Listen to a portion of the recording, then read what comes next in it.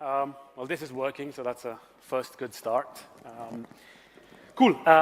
We will go into a nice interactive gaming-style presentation, but before that, I'll spend a bit of time on this slide. First of all, the pleasantries. Thank you guys for being here. And big thanks to the Avalanche Foundation. This event is cool. I mean, this is the coolest room I've ever given a speech in. And last week, Avalanche and Coop's team announced their partnership with Pixelmon. It was one of the busiest weeks, I think, for Avalanche in a while. They had the MapleStory launch, and yet they found some time for us. So I'm very thankful for that and for that announcement that made honor to us. From there, I'll segue into the topic itself. So, and maybe before I go through these slides, a quick background. The Pixelmon team and I have been developing and working on this IP and this, hopefully, franchise for now the past 4 years. And that development has been pegged on ultimately two core beliefs. The first is we all just love what we're doing. We're all what we call ourselves Pokemon nostalgics, monster collecting obsessed, and we truly just want to build the next monster collecting franchise. We love gaming, we love world building, and we believe there's a blue ocean here for monster collecting over 16 years old. We'll say more about that later. But the second belief, and what ultimately brings us here, is that we believe that the IP building process itself, the launchpad for IPs, and the experience of gamers and IP lovers is enhanced by blockchain technology. And that we can effectively increase our chances of success and tap into the next generation of IPs because we underlie blockchain tech to IP building and to gaming. From there, let's, and this works too, so second great step. Let's go a little bit into media franchises and how they're born. Media franchises, and we're not talking in this slide about their first inception. That could be a book, that could be a story, that could be anything. But typically, the launch pad, so the point where they go mainstream, the channel from which they start becoming cross and transmedia franchises changes with each generation. There's overlap. But it has been pretty clear, at least to me, that in the last 10 to 20 years, the predominant launchpad channel is gaming. Whether we look at World of Warcraft, League of Legends, Minecraft, Cyberpunk, these are all massive gaming titles that have gone transmedia. And they've gone transmedia starting from gaming, which is a deep change from what was happening in the 90s and early 2000s, where the launchpad was different. Now, why? And we're still talking about traditional gaming, no blockchain integration, but the why is gaming is just superior in its experience and immersion depth to the prior channels that we call passive, effectively TV, books, comics. It's superior because the interaction points increase. It's superior because the community building is embedded in the game itself, particularly in the last 10 years with multiplayer, esports, and mobile gaming, and effectively maximizes the depth of interaction and bonding curve between a gamer or a fan and that IP. And as such is ideal as launchpad and to create the core initial community. Now, we then add to that, and let's layer on top of those great strengths, blockchain strengths. And I love the previous panel and a lot of what Theo said, talking about the off-the-grid and guns aspects. But ultimately, we truly believe, like he said, that 10 years from now, every game needs to embed true ownership in its game if it is an asset-heavy game or a game where essentially microtransactions are embedded. Player-to-player, real, transparent economies are just a double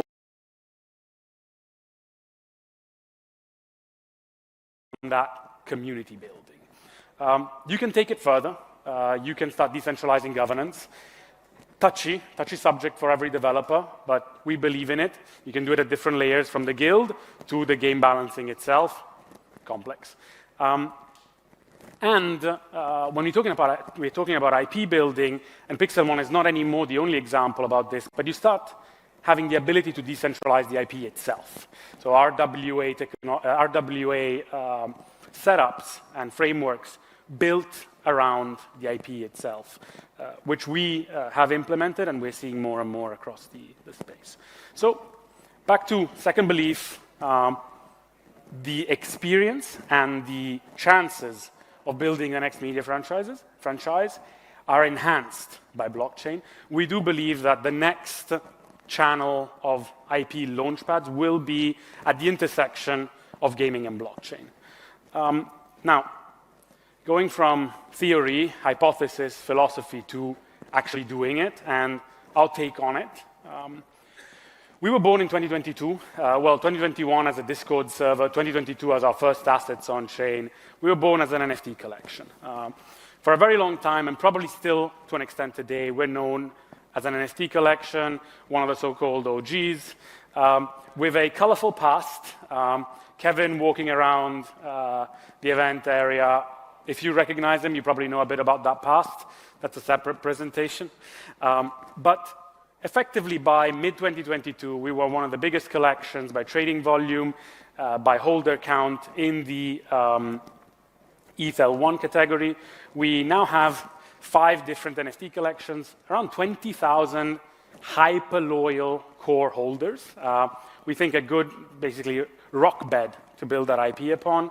And by essentially blockchain terms, around 50,000 ETH in transaction volume. But the next step to that was to start building our gaming studio and our storytelling abilities. So effectively, let's bring players in that multiplayer, blockchain-powered asset trading environment with games.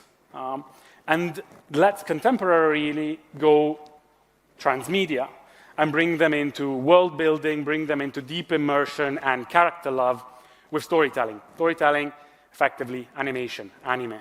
We'll see it in a moment. Phase 4, far away. Phase 4 is what we gun for, but not what we're building for now. And it is effectively what makes you an IP and a franchise rather than just a product. It's the ability to license and gain extra reach, gain extra momentum through licensing to third parties that know how to do certain channels, certain game genres better than you. We spent some time on this. First step kicked off in 2022. Still one of the strong communities out there. Quite a few members in the crowd that joined us from the UK sub-chapter. But moving on from that, and that's the box we ticked, the boxes that instead we are working on and are scheduled for launch this year, our games. We're building in the, by building an IP, we're building in the RPG predominant sector. Our flagship title is a turn-based RPG with MMO components called Warden's Ascent. It's a mobile title, free-to-play, already live in Play Store in testing version, going live with a full push first to developing markets, then developed markets later this year. It has those elements that we believe are strength of gaming for IP building. It is a PvP competitive game. It has MMO, high community engagement elements in its social hubs. We have up to 200 players per zone.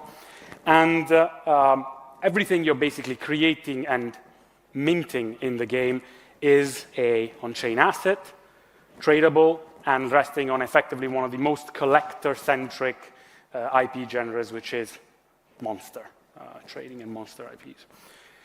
That goes hand in hand with a second title that we're also developing in-house, and it is the trading card game. Now, this is a digital trading card game, mobile first.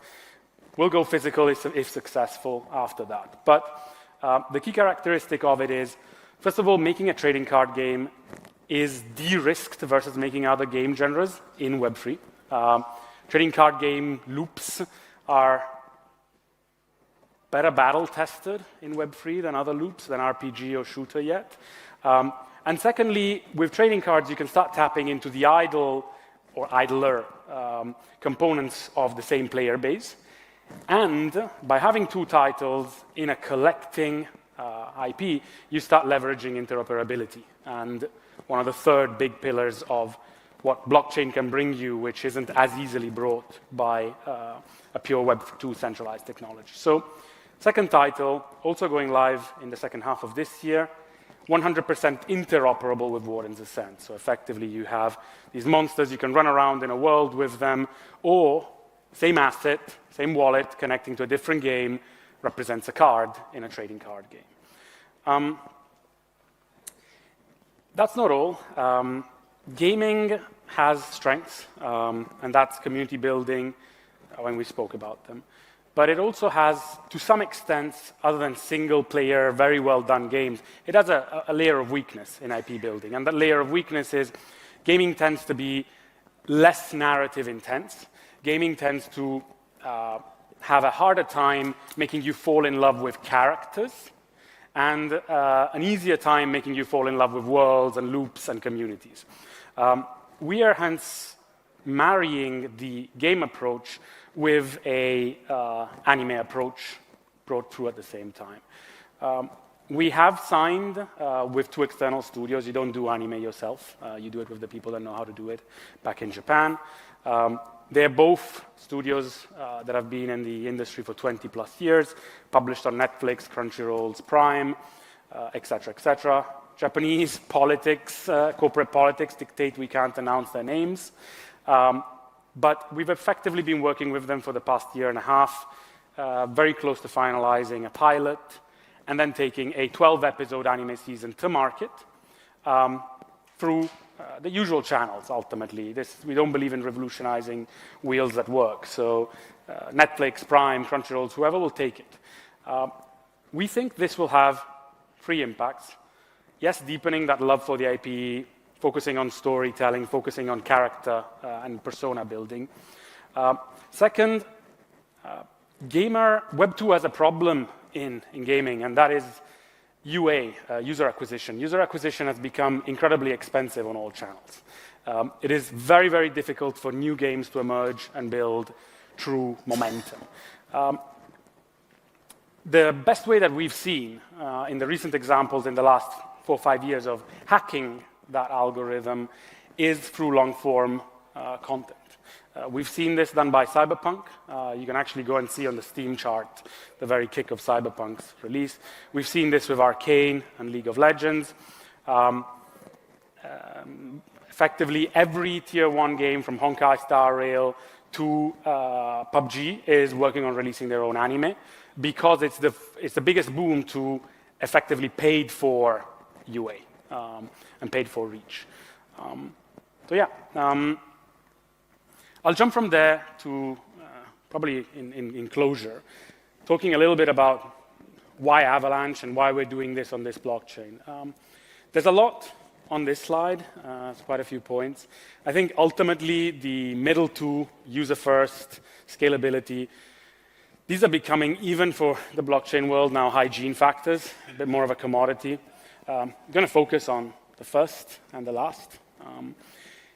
The last first, so chain sovereignty. And this was discussed interestingly earlier by both the Maple Story discussion and the Guns discussion. I strongly believe that if you're a single product, I doubt you need your own blockchain. I think technology, and more than technology, products out there are moving fast enough to cater to what your needs will be. And if it's not there yet, it's coming fast enough. I mean, whether it's Guns developing it on their own chain or Beam or Avalanche or whomever else. But I do believe that if you are trying to build a multi-product environment, an environment where in the future you can actually onboard new games as licensees, so effectively as decentralized dApps in a mechanism that is very similar to that of finding dApps to build on your own chain outside of the IP world, you do need sovereignty. You do need control on those flows. You need control on that UI, UX. You need control on whether and when to offer a gasless experience. And you need control on, we're talking about very optimistic scenarios, but you need control on block space. Because if you're really scaling games at mass level, you need control on block space. You need control on capacity. Segue from there to instead the first point. We've been in the space for 4 years. We've fought the NFT trenches of 2021, 2022, the various gaming mini bulls and mini dips. And whilst we love our community and we truly believe that the bedrock of our Kickstart is our NFT community and the existing Web3 users, it's clear to us, and it has been clear in a while, that ultimately, for an IP to flourish, we need to flourish outside of the current size of the average Web3 user. We need to tap into user bases that are multiples of the current actually active wallet count globally. And we need partners that believe in that vision, which is harder. It's a lot harder from a marketing perspective, from a UI, UX perspective, and are willing to walk that path with us. We spoke to dozens of chains. Love them all, not going to speak badly about any of them, but ultimately only one was laser focused on that goal of mass adoption and going beyond the current user base. And this is proven over and over and over again in my conversations with them. It's been proven with the launch and approach of MapleStory last week, proven even in the conversations I've had here in the last day and a half. And I think this very venue and setup and what the kind of audience we've been seeing in the earlier part of today is proof of that. So very happy to have so far picked Avalanche. We don't believe that chain sovereignty needs to come first. Chain sovereignty is what we will focus on if the product traction is such that we can justify it. Diverging team attention towards infra before knowing if our product truly will be able to retain 1 million users makes little sense to us. We probably have less resources also than an Exxon or a Guns. But yeah, we're quite confident that we will be focusing on that in the later part of this year after successful launches with the games. And yeah, with that I'll close and thank the Avalanche team and you guys for listening. Thank you.